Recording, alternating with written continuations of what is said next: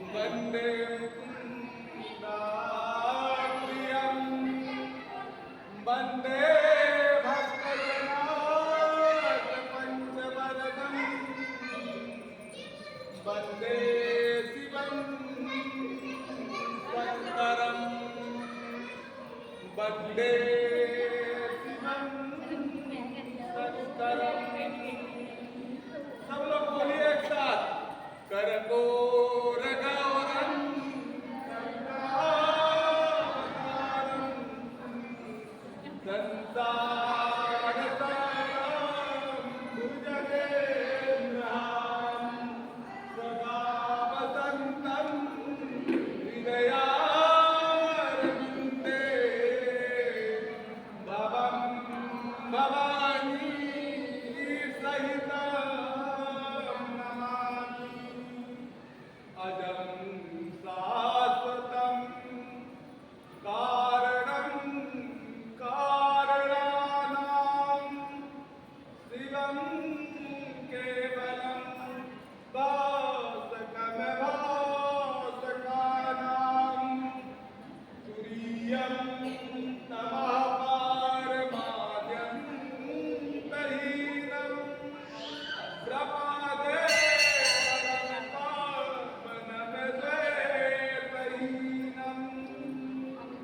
विघ्नेश्वराय वरदाय सुरप्रियाय लंबोदराय सकलाय जगाधिताय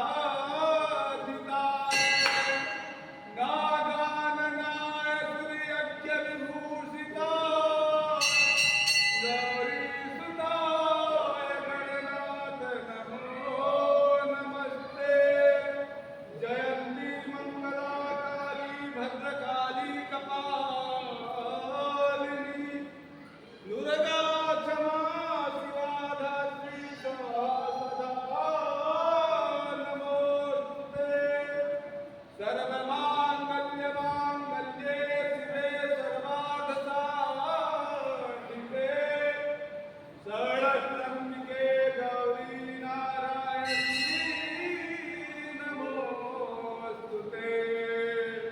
सर्वाबाधाविनिर्मुक्तो धनधान्यसुताश्च मनुष्यमतप्रसादेन भविष्यति न संशयः।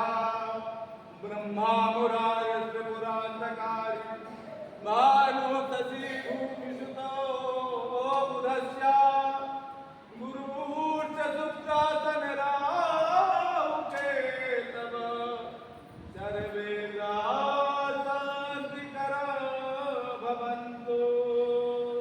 त्रिवेणे माधवं सोमं भरद्वाजं च वासुकीं वन्दे अक्षयवटं शेषं प्रयागं तीर्थनायकं शिताशितं यत्र तरङ्गचामरे नद्यो विभाते विभानुकन्यके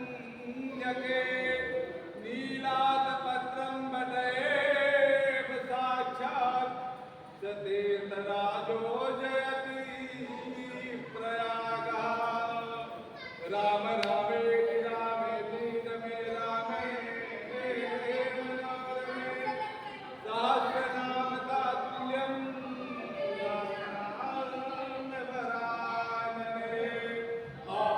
आपदामपहर्तारं दातारं सर्वसम्पदां लोकाभिरामं श्रीरामं भूयो नमाम्यहम्। जय जय श्री राधारमण जय जय नमलये किशोर जय गोपीचित चोर प्रभु जय जय महाकन चोर। ओम नमः शिवाय ओम नमः शिवाय ओम नमः शिवाय बोलो ओम नमः शिवाय ओम नमः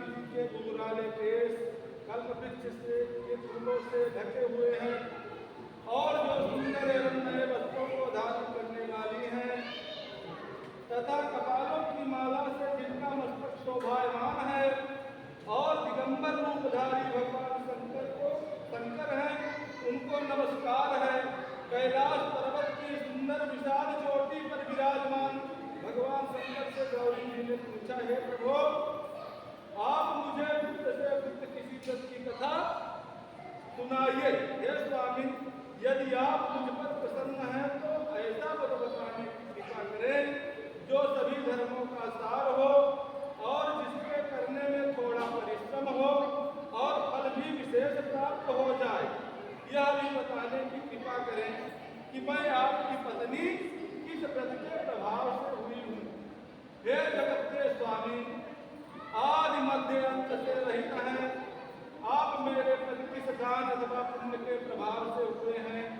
शंकर जी बोले, हे देवी सुनो, मैं तुमसे वह उत्तम व्रत कहता हूँ जो परम गोपनीय है एवं मेरा सर्वस्व है।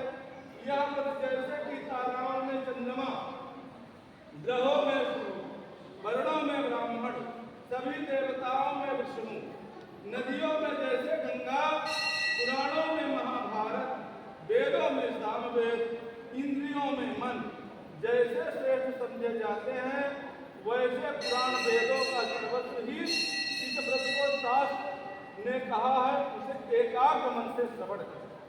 इसी व्रत के प्रभाव से ही तुमने मेरा अर्धासन प्राप्त किया है। तुम मेरी परम प्रिया हो, इसी कारण वह सारा व्रत मैं तुम्हें सुनाता हूँ। भादव का महीना हो, शुक्ल पक्ष की तृतीया हो, हस्त नक्षत्र हो, उसी दिन इस व्रत को के अनुष्ठान से मनुष्यों के सभी पाप भस्मीभूत हो जाते हैं। हे देवी सुनो, जिस महान व्रत को तुमने हिमालय पर्वत पर धारण किया था, वह सबका सब पूरा वृत्तांत मुझसे श्रवण करो। श्री पार्वती जी बोली, हे भगवान, वह सर्वोत्तम व्रत मैंने किस प्रकार किया था, यह सब हे महेश्वर मैं आपसे सुनना चाहती हूँ। शिव जी बोले, हिमालय नामक एक उत्तम महान पर्वत है, नाना प्रकार की भूमि तथा वृक्षों से वह शोभायमान है। अनेकों प्रकार के पक्षी वहाँ अपनी मधुर बोलियों से उसे शोभायमान कर रहे हैं एवं विचित्र मृगादिक पद वहाँ विचरते हैं। देवता गंधर्व सिद्ध चारण एवं बृहद प्रसन्न होकर वहाँ घूमते रहते हैं। गंधर्वजन गायन करने में मग्न रहते हैं।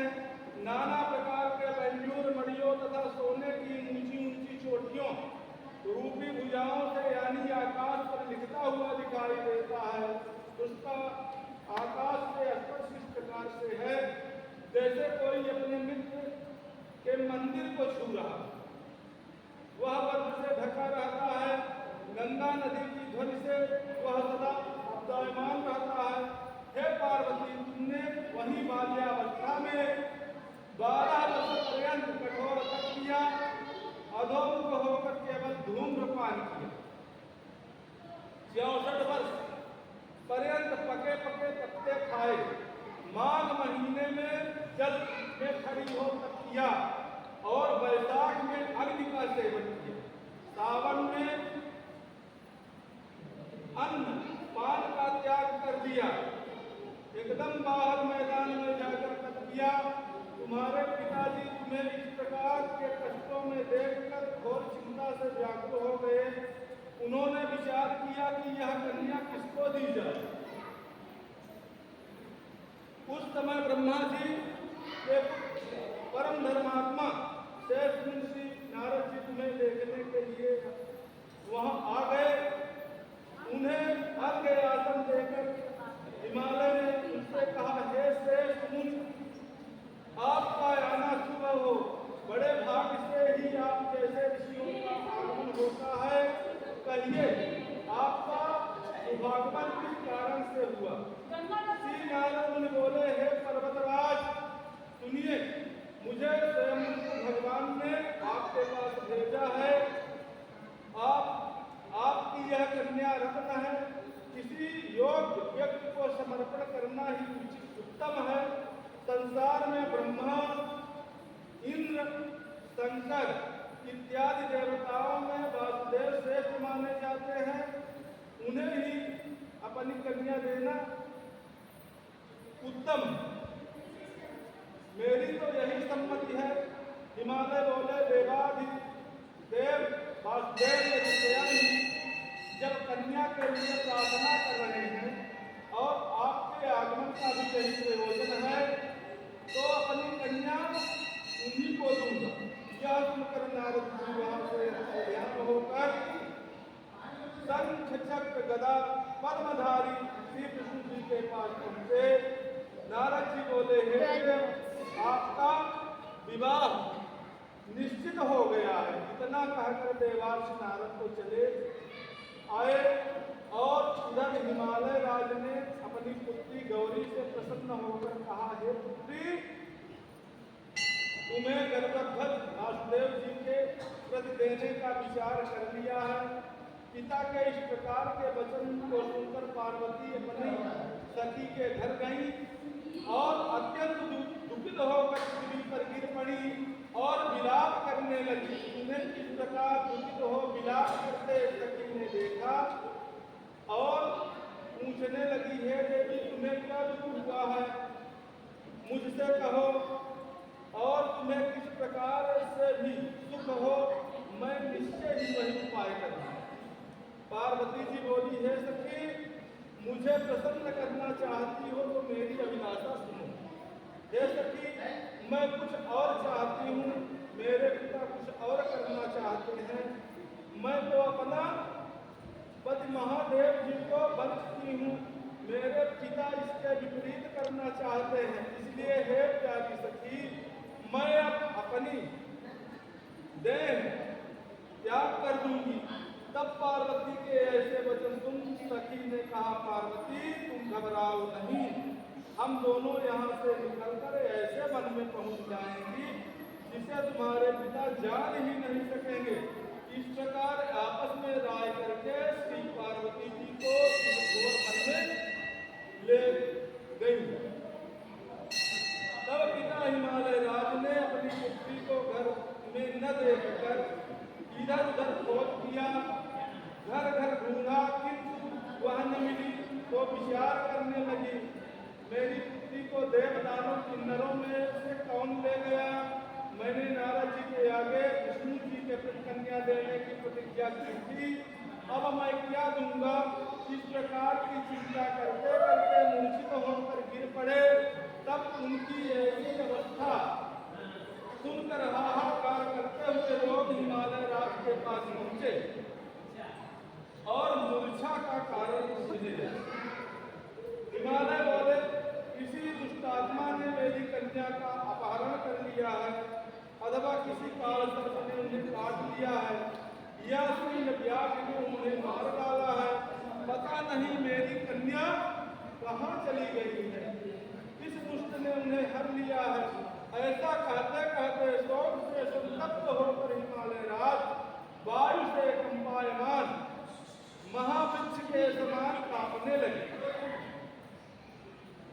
तुम्हारे पिता ने सिंह, व्याघ्र, भालू आदि हिंसक पशुओं से भरे हुए एक वन से दूसरे वन में जा जाकर तुम्हें ढूंढने का बहुत बड़ा प्रयत्न किया। उधर अपनी सखियों के साथ एक घोर वन में तुम भी जा पहुंची। वहां एक सुंदर नदी बह रही थी और उनके तट पर बड़ी गुफा थी जिसे तुमने देखा। तब अपनी सखियों के साथ तुमने उस गुफा में प्रवेश किया। खाना पीना त्याग करके वहां तुमने मेरी पार्वती बालकालिंग स्थापित किया।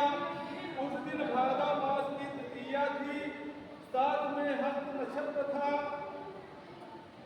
मेरी प्रार्थना तुमने बड़े प्रेम से आरंभ की, बाजों तथा गीतों के साथ रात में जागरण भी किया। इस प्रकार तुम्हारा परम श्रेष्ठ व्रत हुआ। उसी व्रत के प्रभाव से मेरा आसन हिल गया। तब तत्काल ही मैं प्रकट हो गया। जहाँ तुम सखियों के साथ थी, मैंने दर्शन देकर कहा, हे वरानने, वर मांगो। तब तुम बोली, हे देव महेश्वर, यदि आप प्रसन्न हो तो मेरे स्वामी बनिए। तब मैंने तथास्तु कहा। फिर वहां से अंतर ध्यान हो कैलाश पर पहुंचा। इधर जब प्रातः काल हुआ तब तुमने मेरी लिंग मूर्ति का नदी में विसर्जन किया। अपनी सखियों के साथ वन में प्राप्त कंदमूल फल आदि से तुमने पारण किया। हे सुंदरी, उसी स्थान पर सखियों के साथ तुम सो गई। हिमालय राज तुम्हारे पिता भी उस घोर वन में आ पहुंचे। अपना खाना पीना त्याग कर वन में चारों ओर तुम्हें ढूंढने लगे। नदी के किनारे दो कन्याओं को सोता हुआ उन्होंने देख लिया और पहचान लिया। फिर तो तुम्हें उठाकर गोदी में लेकर रोने लगते हैं, बोलते हैं, हे पुत्री, सिंह व्याघ्र आदि पशुओं से पूर्ण इस घोर वन में क्यों आई? तब श्री पार्वती जी बोली, पिताजी सुनिए, आप मुझे विष्णु को देना चाहते थे। आपकी यह बात मुझे अच्छी न लगी, इससे मैं वन को चली आई। यदि आप मेरा विवाह शंकर के साथ करें तो मैं घर करूंगी, नहीं तो यहीं रहने का मैंने निश्चय कर लिया है। तब तुम्हारे पिता ने कहा कि एवं मैं शंकर के साथ ही तुम्हारा विवाह करूंगा। उनके ऐसा कहने पर ही जब तुम घर में आई, तुम्हारे पिताजी ने तब विवाह विधि से तुमको मुझे समर्पित कर दिया। हे पार्वती जी, उसी व्रत का प्रभाव है जिससे तुम्हारे सौभाग्य की वृद्धि हो गई है। अभी तक इसी के सम्मुख मैंने इस व्रतराज का वर्णन नहीं किया है। हे देवी, इस व्रतराज का नाम भी स्मरण कीजिए, क्योंकि तुम अपनी सखियों के साथ इस व्रत के प्रभाव से हरी गई, इस कारण इस व्रत का नाम हरतालिका हुआ। पार्वती जी बोली, हे प्रभु, आपने इसका नाम तो कहा, कृपा करके इसकी विधि भी कहिए। इसके करने से कौन सा फल मिलता है, कौन सा पुण्य लाभ होता है और किस प्रकार से कौन इस व्रत को करे। इस पर बोले, हे देवी सुनो, यह व्रत सौभाग्यवर्धक है। जिसको सौभाग्य की इच्छा हो वह यत्न पूर्वक इस व्रत को करे। सबसे प्रथम वेदी की रचना करे, उसमें 4 केले के खम्भ रोपित करे, चारों ओर बंधन बार बांधे, ऊपर वस्त्र बांधे, विविध रंगों के और भी वस्त्र लगाए।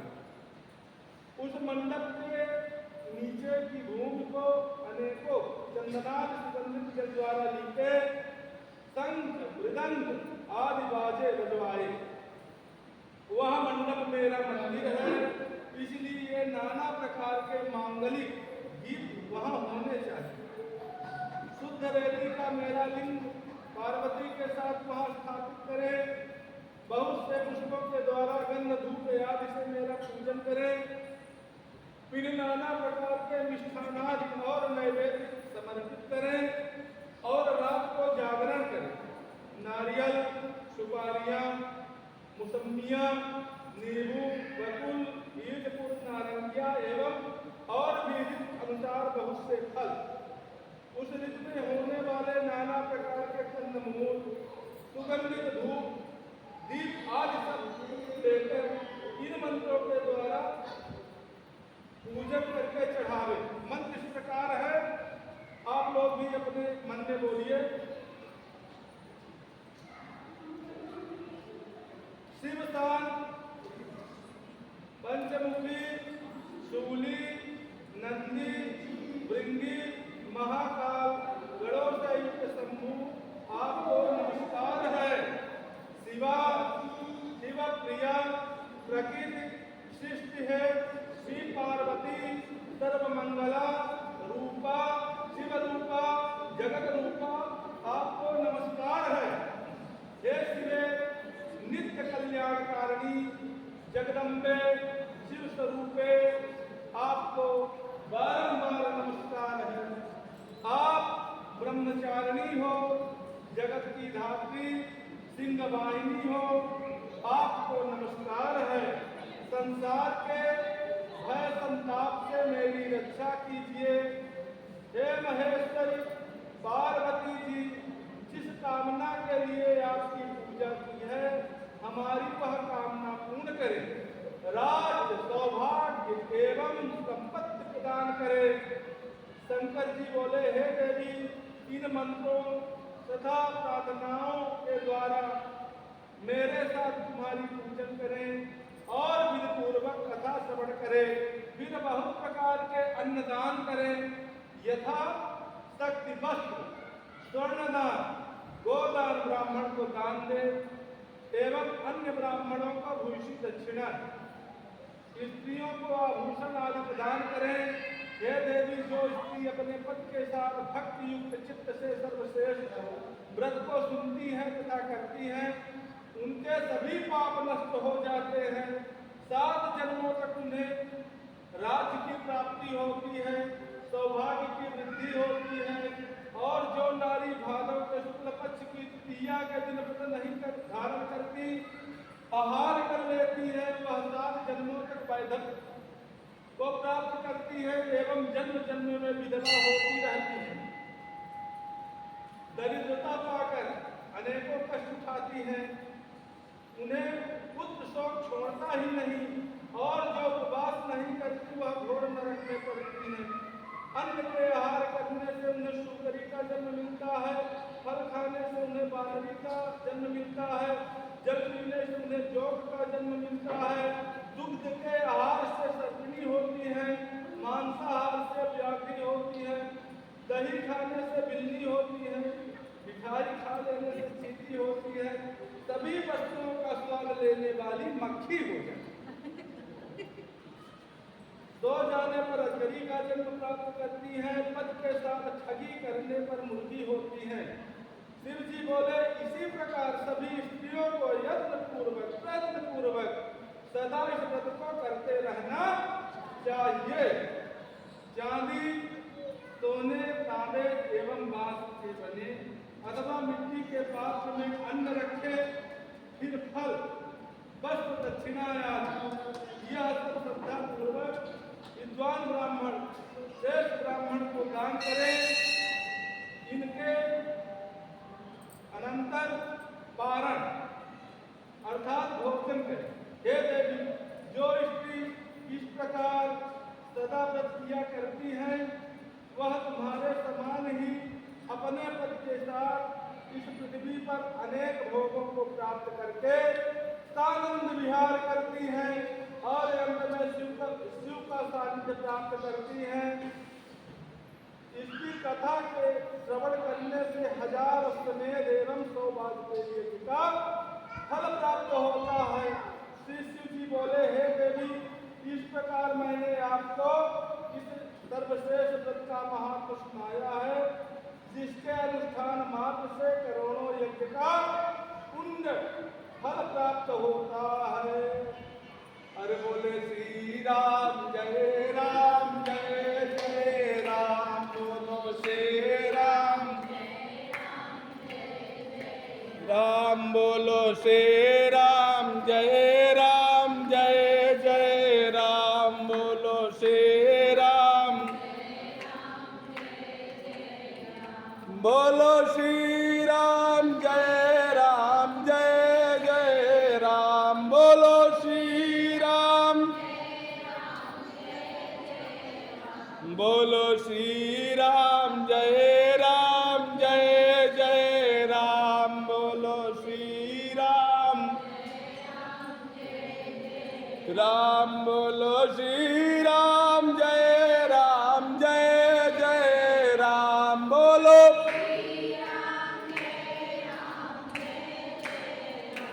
बोलो श्री राम, जय राम, जय जय राम, बोलो राम। ओम नमः शिवाय, ओम नमः शिवाय, ओम नमः शिवाय, ओम नमः शिवाय, ओम नमः शिवाय, ओम नमः शिवाय, ओम नमः शिवाय, ओम नमः शिवाय, ओम नमः शिवाय, ओम नमः शिवाय, ओम नमः शिवाय, ओम नमः शिवाय, ओम नमः शिवाय, ओम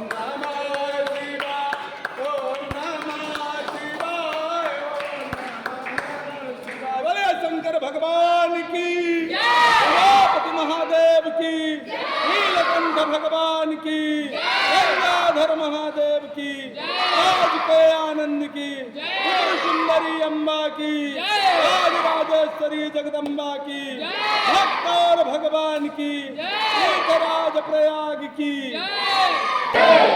ओम जय शिव ओम नारायण बोले हरे शिव ओम नारायण ब्रह्मा विष्णु सदा शिव भोले भोले नाथ महादेव अर्धांगे धारा ओम हरे हरे हरे महादेव एकानन चतुरानन पंचानन राजे बाबा पंचानन राजे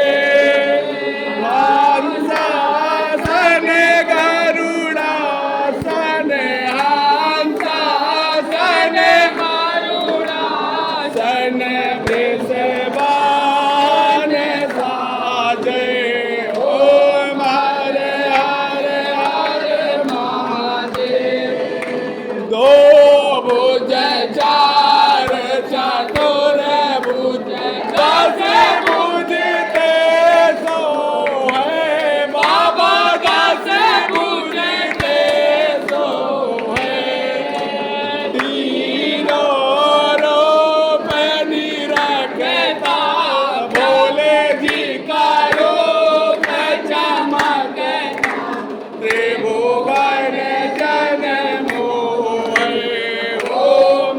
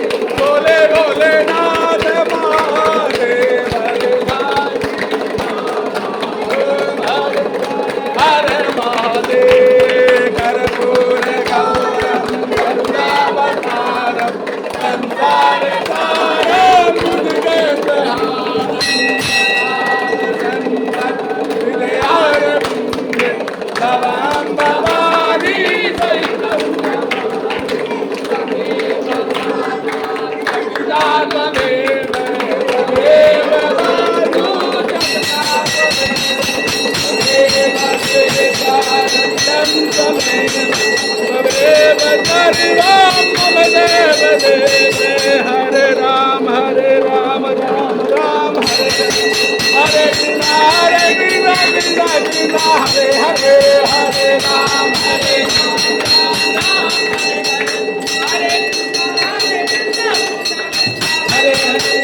कृष्ण गोविंद हरे मुरारी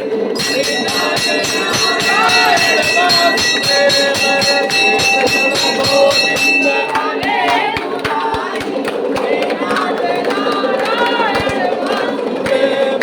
वहे गए जहाँ गए पुकारे नाथ नारायण देव नाथ नारायण वासुदेव नाथ देव नाथ नारायण वासुदेव। बोलिए शंकर भगवान की, पार्वती महादेव की, नीलकंठ भगवान की, गंगाधर महादेव की, पशुपतिनाथ की, काशी विश्वनाथ भगवान की, आज के आनंद की, त्रिपुर सुंदरी अम्बा की, राजराजेश्वरी जगदम्बा की, भारत माता की, गौ माता की, सब संतन की, सब भक्तन की, भक्तार भगवान की, तीर्थराज प्रयाग की, गुरु महाराज की, माता पिता की। ओम नमः पार्वती